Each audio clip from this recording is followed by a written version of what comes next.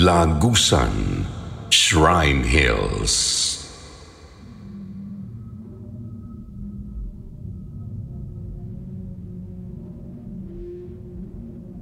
Napakasakit sa ulo isipin. Sobrang nakakahilo. Nasa 8 taon na ang nagdaan, pero sinusundan pa rin talaga kami ng kilabot. Kilabot na dulot ng kawalan ng kapaliwanagan kung ano mismo ang naranasan namin ng mga pinsan ko. Kung saan ba talaga kami napunta.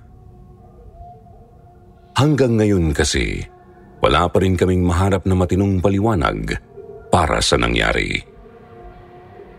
Bagamat alam na alam namin at siguradong sigurado kaming totoo ang lahat at hindi bungang isip lang. Tawagin niyo na lang akong JR, 24 years old, ng Davao City. Itong ikikwento ko ay nangyari noon pang June 2015 sa isang sobrang sikat na landmark ng Davao City. Dito pa lang, lilinawin ko nang hindi ko layuning siraan ang lugar, lalo't wala namang kasalanan ang mga tagapamahala ng lugar sa nangyari. Sadyang nagkataon lang na doon naganap ang lahat. Nangyari ito sa simbahang nakatayo sa tuktok ng Shrine Hills, sa isa sa mga sulok ng napakalawak nitong bakuran.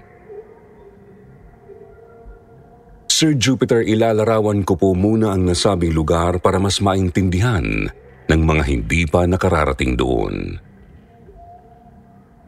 Isa itong medyo mataas na burol na ginawang residential area. May mga subdivision at marami ng mga bahay, pero tanaw ang Kalakhang Davao kapag dumungaw ka sa ilang bahagi. Sa bandang tuktok naroroon ang complex ng simbahang sinasabi ko. Isa itong napakalawak na piraso ng lupang ginawang parang park. May mga sementong bakod sa gilid tapos nasa gitna ang mismong simbahan. Sa malawak na lupa maraming mga puno bagamat iilang metro lang naman ang layo mula sa isa't isa. Kasal po noon ng panganay kong kapatid. Kaya nagtipon-tipon ang angkan namin sa nasabing lugar. Nakasama ko rin doon ang malalapit kong mga pinsan na sina Abby at Tristan. 16 years old ako noon, samantalang pareho naman silang 15. At dahil hindi naman kami kasama sa mga papaso sa seremonya ng kasal, naisip naming maglibot-libot muna sa bakuran ng simbahan. Napakaganda kasi talaga ng lugar at sariwa ang hangin, nakahuhumaling at nakawiwili suyurin. Sinabihan kami ng mga magulang naming huwag masyadong lumayo para madali kaming matawag kung kinakailangan. Pero dahil sadyang mga pasaway kami, hindi kami nakinig sa kanila. Lakad lang kami ng lakad habang walang puknat ang pagkuha ng mga pictures at videos. Enjoy kasi walang ibang tao sa malawak na park maliban sa aming tatlo. Naroroon ang mga kamag-anak namin sa may simbahan Medyo napapalakas na nga ang boses ni na Abby at Tristan. Pero sinisita ko lang para hindi kami mapagalitan. Bawal kasing masyadong mag-ingay sa nasabing lugar. Hanggang nakarating kami malapit sa isa sa mga simentong bakod. May puno ng mangga ilang metro mula sa bakod kaya naisip naming magpahinga muna. Tinignan ko ang oras sa cellphone ko. 2:11 p.m. Umupo kami ni Abby sa may ugat ng puno samantalang nag-iikot-ikot naman si Tristan sa paligid. Pumunta siya sa bahagi ng puno na nakaharap sa bakod, saka dali-dali kaming tinawag kasi may nakita raw siyang malaking butas sa lupa. Napalingon naman ako habang si Abby ay biglang tumayo at pinuntahan si Tristan. Sumunod na rin ako pero nagtataka kung bakit nag-iwan ng butas ang mga namamahala sa lugar doon. Sir Jupiter, lalo akong nagtaka nang makita ang butas. Nasa may paanan ito ng puno sa bandang nakaharap sa bakod. Napakalaki rin ito, siguro mahigit 2 metro ang lapad. Isa pa sa nakakapagtaka, kahugis ito ng isang pababang tunnel. Hindi ka babagsak o mahuhulog sa butas kasi pwede kang maglakad papasok. Ano? Pasukin natin? Biglang ngumisi si Tristan at sinang-ayunan naman siya ni Abby. At dahil nakuha rin ng butas na yon ang kuryosidad ko, napangiti na rin ako sabay tango. Isip rin namin, hindi naman kami magtatagal sa loob. Kapag napansin naming delikadong bumagsak ang lupa, agad na rin kaming lalabas. Nagpalinga-linga kami. Nang masigurong walang tao sa paligid, nagsimula na kaming pumasok sa butas. Si Tristan ang nauna. Hawak ang kanyang cellphone, nakasindi ang flashlight.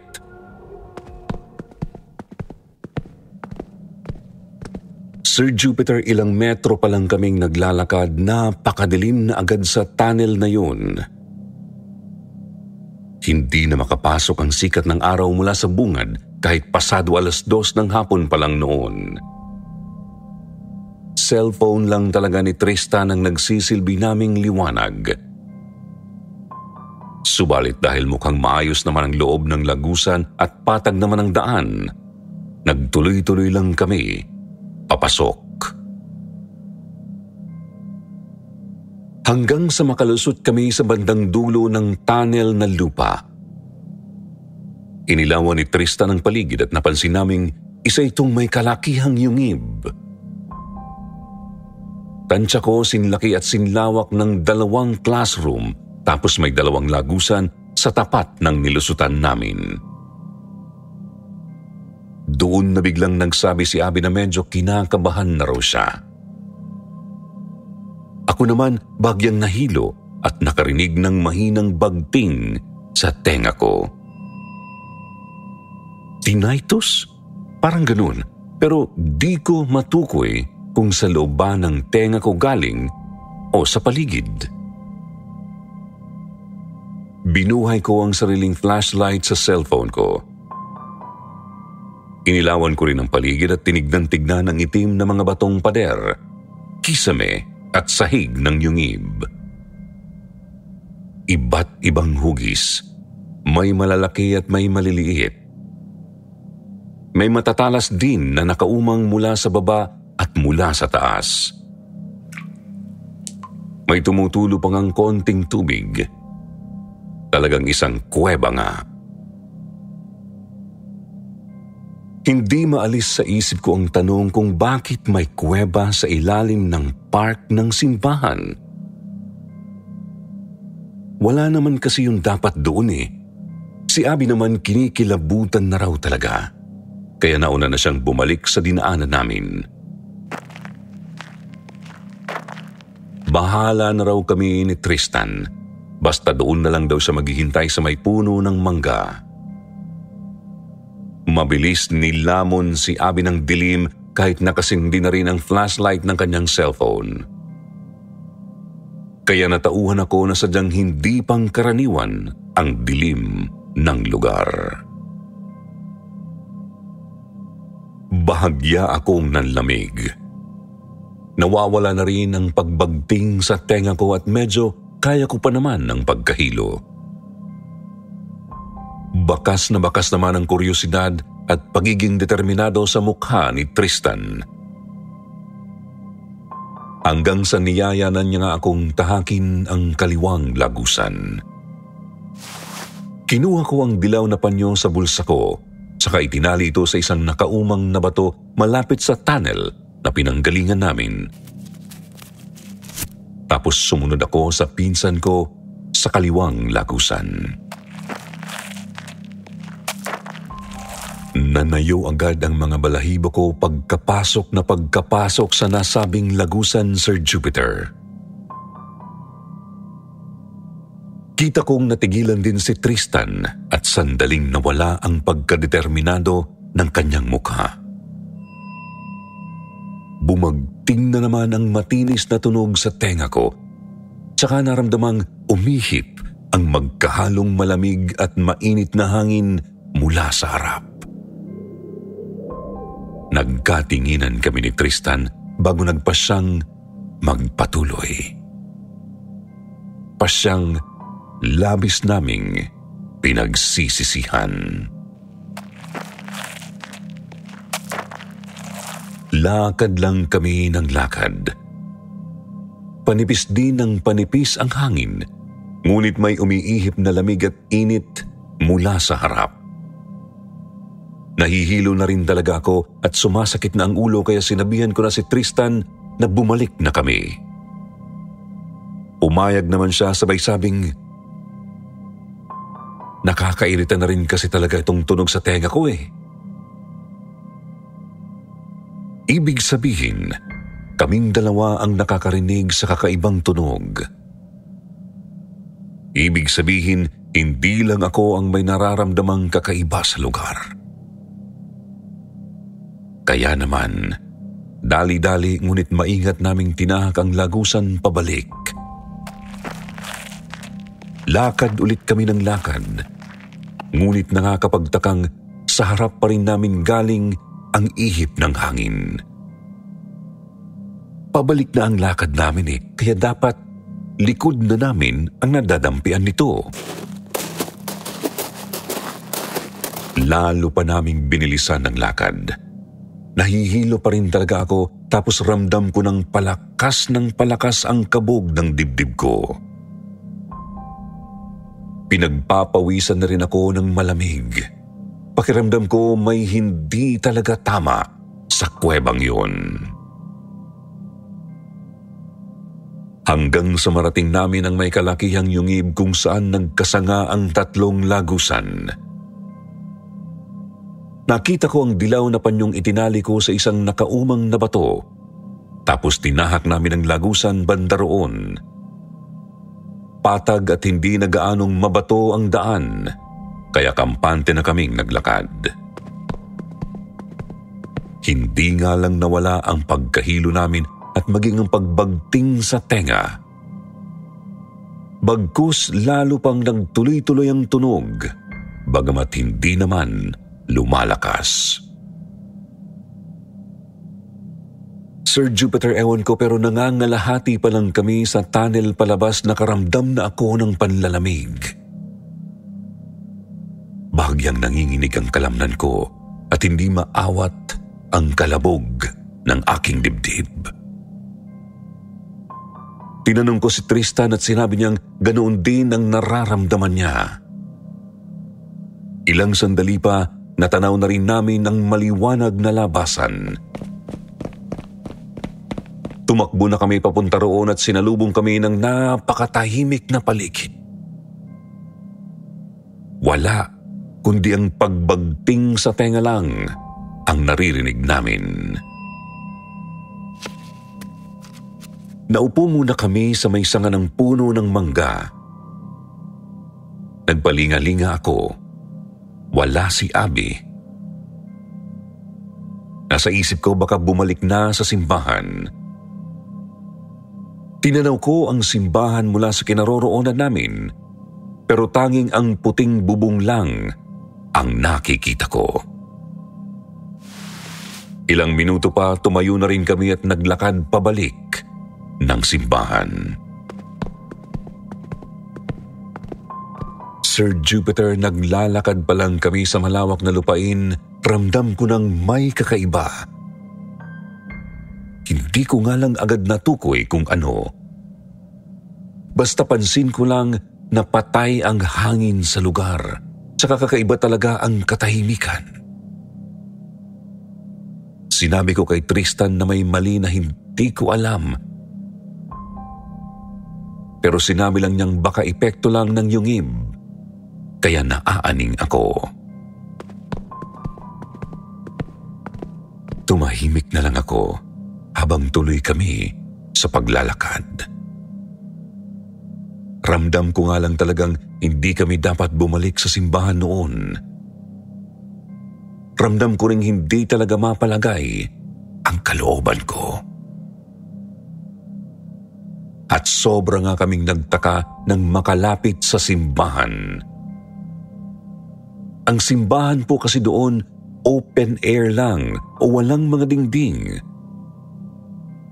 Kaya kitang-kita naming wala maski isang tao ang naroroon. Simpleng ang mga rebulto lang at mga upuan. Kahit dekorasyon para sa kasal, wala.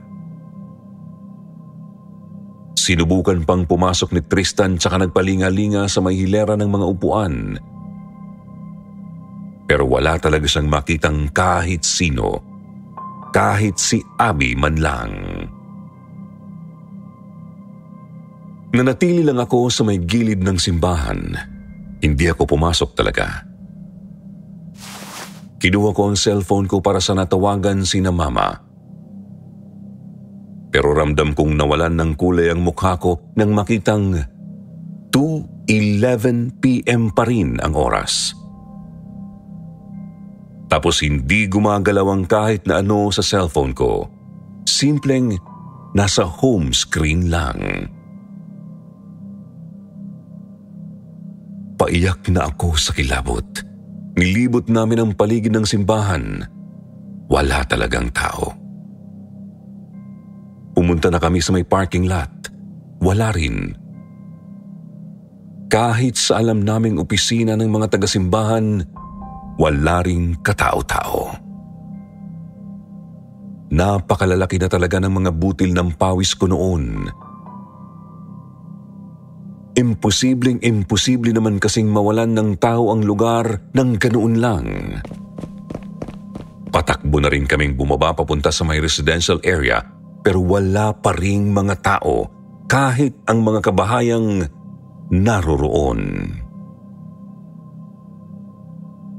Sabi ko na sabi ko naman sa'yo, may mali rito. Kaso ayaw mong makinig. Hindi ko alam kung paano nangyari to, Tristan. Pero nasa ibang mundo yata tayo. Ewan, basta. Lalong sumakit ang ulo ko. Pakiramdam ko na rin, kinukutsa kami ng matinis na tunog bagting na naririnig namin.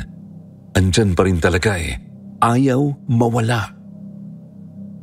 Tinanong ako ni Tristan kung anong gagawin namin at bigla ko na lang nasabing bumalik kami sa yungib. Nasa isip ko kasi doon kami lumabas at nakarating sa lugar na ito at siguro doon din kami dapat dumaan para makabalik sa totoong pinagmulan namin. Nababaliw ka na ba, Insan? Babalik tayo sa yungib na yun. Tapos ano? Lulusot na naman tayo sa ibang dimensyon at lalo tayong maliligaw. Medyo nainis ako sa sinabi ni Tristan kasi ayaw talaga niyang makinig sa akin. Pero tama naman siya Walang kasiguraduhang makauuwi kami kapag bumalik kami sa yungib. Ang kaso, kailangan naming sumugal. Kaya kinumbinsi ko ang kasama ko at sinabing hindi naman pwedeng wala kaming gawin. Hanggang sa sumang-ayon na rin si Tristan at bumalik nga kami sa bahagi ng lupang may butas.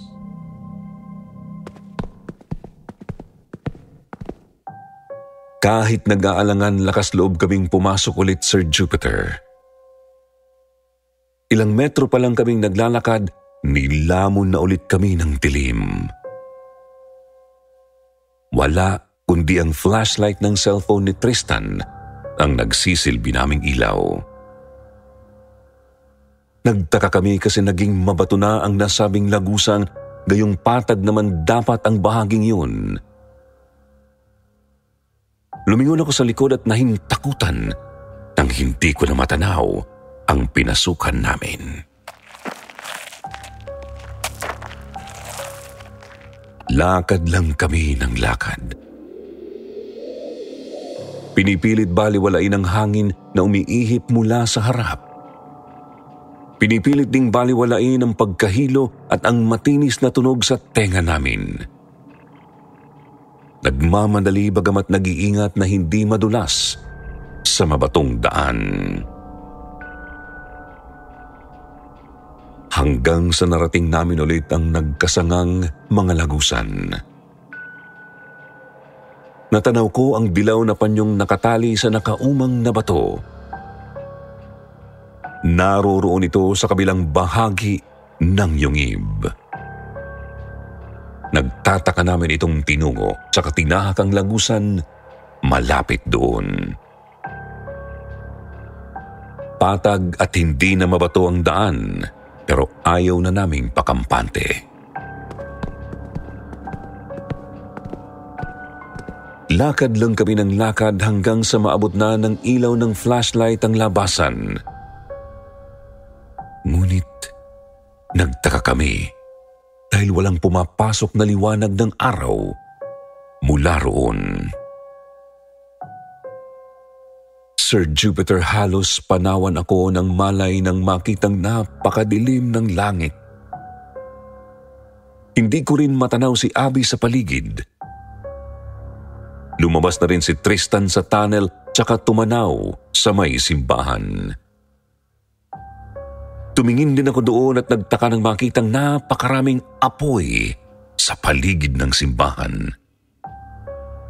Apoy na tila gawa ng maraming nakasinding sulo. Nilunod ako ng takot nang matauhang hindi pa rin kami nakauuwi. Dali-dali kong hinila si Tristan pabalik ng tunnel. Nagtaka ito at tinanong ako kung anong problema.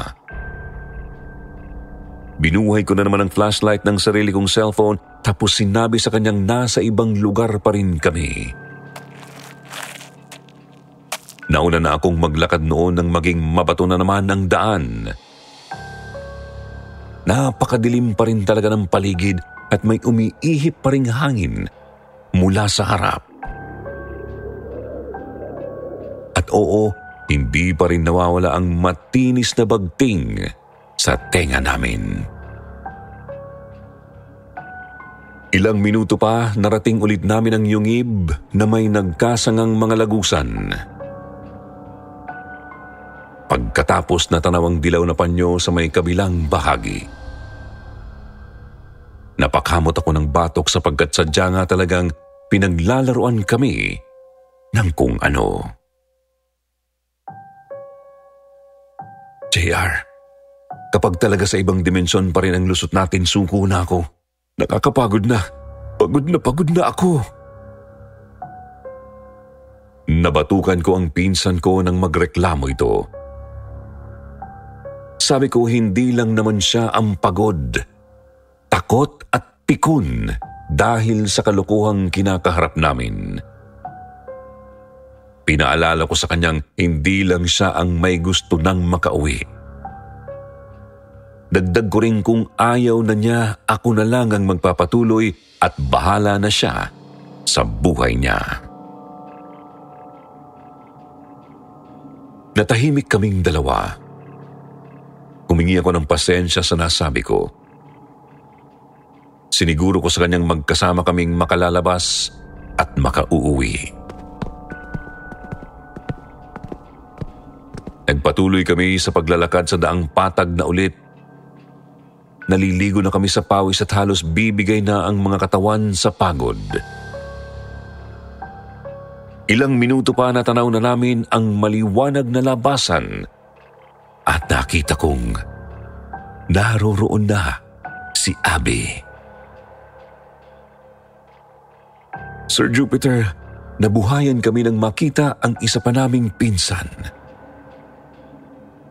Takang-taka ito nang niyakap namin siya ni Tristan ng mahigpit, tsaka sabay pang napaiyak sa tuwa. Tinatanong niya kami kung ano ang nangyari, pero hindi kami makasagot dahil sa magkahalong pakiramdam. Kaya sinabihan na lang niya kaming bumalik na sa simbahan at nang makapagpahinga na kami. Sinilip ko naman ang cellphone ko habang naglalakad. Gumagalaw na ulit ito at 2:14 p.m. ang oras. 3 minuto lang kaming nawala. Bahagya akong nakaramdam ng kilabot habang pilit binabaliwala ang kakaibang takbo ng karanasan naming iyon.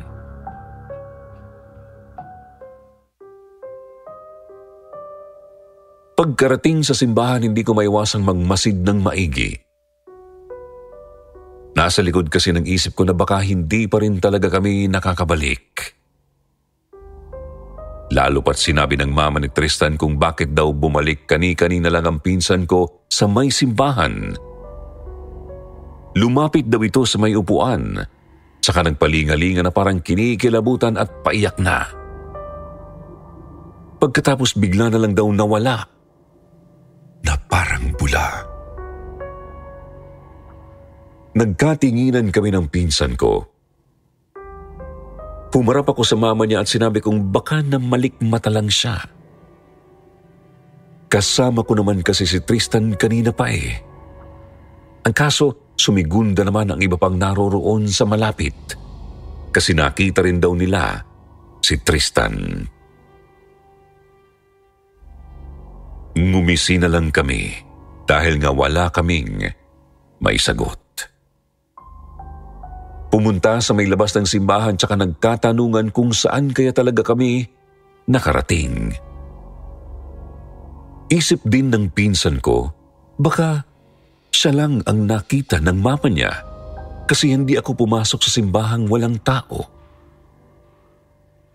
Nanatili lang akong nakatanaw sa may gilid noon. Nagpatuloy ang kasal, Sir Jupiter. Mga kalahating oras pa, niyaya kami ng iba pa naming kamag-anak na maglibot-libot ng konti. Malapit na rin naman daw kasing matapos ang kasal. Ayaw ko sana pero nagpumilit ang mga ito. Gusto raw kasi talaga nilang masulit ang binyahe nila mula pa sa malalayong probinsya. Ilang minuto na kaming naglalakad nang mapansin kong papunta na pala kami sa bahagi ng lupang may butas. Napalingon ako kay Tristan at kita kong napapakamot na rin ito ng batok. Lalo pa akong kinabahan nang maisip ng isa kong tita na magpa-picture sa may puno ng mangga. At halos malaglag ang puso ko sa kilabot nang makitang walang butas doon. Sinubukan ko pang tumayo sa dapat kinaroroonan ng butas. Wala po talaga.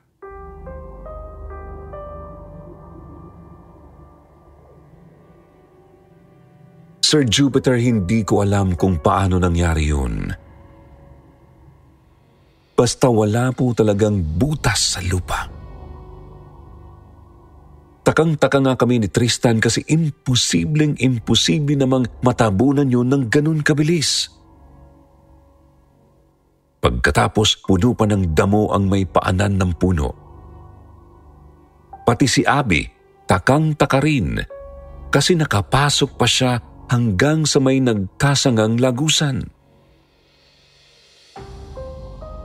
Nang matapos ang kasal, nagpicture-picture muna ang iba sa may park, Sir Jupiter. Tsumempo ako, tapos nilapitan ko yung isang sakristan na paalis na ng simbahan. Tinanong ko siya kung may alam ba siyang kuweba sa nasabing lugar. Dahilan ko, May narinig kasi akong kwento-kwento na may kuweba raw sa ilalim ng shrine. Napataas ng magkabila ang kilay ang sakristan. Halata kong takang-taka ito sa narinig. Sabi niya wala naman daw ganoong kuweba banda roon. Kung meron man, sigurado naman daw na magiging sikat ito bilang isang tourist attraction. Hindi ko na lang siya kinulit. Ngumisi na lang ako, nagpasalamat, saka bumalik na sa mga kasama ko. Nahihilo na rin kasi talaga ako at gusto ko nang makaupo ulit. Kahit sa sasakyan naman lang. Sir Jupiter, hindi nawala ang pagiging mahiluhin naming dalawa ni Tristan pagkalabas ng yungib. Mas malala, madalas pa rin naming naririnig ang matinis na tunog ng parang bagting sa tenga namin. Kaya nga hindi namin maiwasang itanong sa mga sarili namin, nakauwi nga ba talaga kami? Sir Jupiter, tanong namin sa inyo at sa mga listeners ninyo, ito ba ang totoong mundo na pinagmulan namin? Sa totoo lang kasi hindi na talaga namin alam. Sumabay na lang kami sa agos ng buhay kahit pakiramdam naming hindi kami dapat nandito. Hanggang dito na lang po at salamat.